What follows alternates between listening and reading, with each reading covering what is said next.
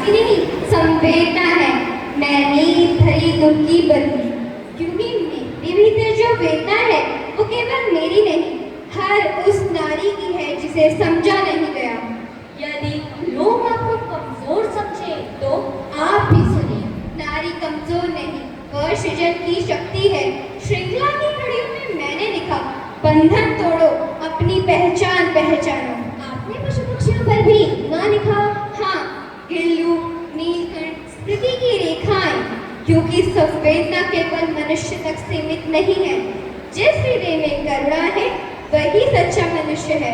मैं नींद भरी दुख की बदली, संपदन में पीड़ा का हर दर्द, जन्मेगा एक नई चेतना का जन्म। यदि कोई मुझे ना समझे तो मैं स्वयं को शब्दों में ढाल दूंगी। मेरी कविता ही मेरा परिचय है। धन्यवाद।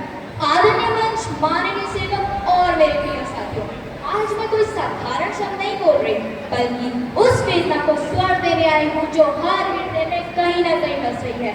जब भावनाएं शब्दों में ढलकर बहने लगती है तब जन्म लेती है करुण पुकार। मैं नींद भरी दुख की बत्ती, यह केवल एक पंक्ति नहीं बल्कि हिंदी की आत्मा की आहट है, जिसे महादेवी वर्मा जी ने अपने शब्दों से सींचा है। हिंदी केवल भाषा नहीं है, यह माँ की ममता है, संस्कृति की गहराई है और आत्मा की सच्चाई है।